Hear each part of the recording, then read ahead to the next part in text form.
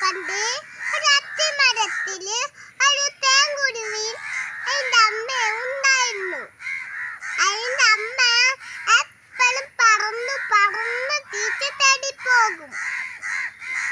കുറച്ച് കഴിഞ്ഞപ്പോ തേൻകുരുവി പറയും, അമ്മേ അമ്മേ ഞാൻ വെട്ടി അമ്മയുടെ കൂടെ. അപ്പൊ പറഞ്ഞു അമ്മക്കുരുവി, വിണ്ടാണ് ചെറിയ കുഞ്ഞാ, പറക്ക ചങ്കയിലൊന്നുമില്ലല്ലോ.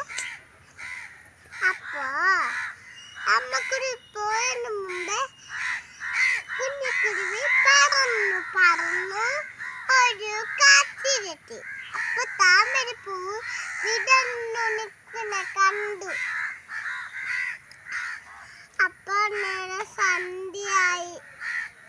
സന്ധ്യ കുളിച്ചകത്ത് കയറൂലേ, അങ്ങനെ തേൻകുരുവി താമരപ്പൂ ഒരു കഥയൊക്കെ പറഞ്ഞു കൊടുത്തു. അപ്പൊ എങ്ങനെ മറ്റുറങ്ങി. അപ്പൊ നേരെ വെയിലെത്തു. അപ്പൊ തേൻകുരുവി താമരപ്പൂവിനൊരു യാത്ര പറഞ്ഞ് താമരപ്പൂ വിടുന്നുണ്ടായിരുന്നു. അപ്പൊ താമരപ്പൂവിനൊരു യാത്ര പറഞ്ഞ് തേൻകുരുവി അതിന്റെ അമ്മന്റെ അടുത്ത് പോയി.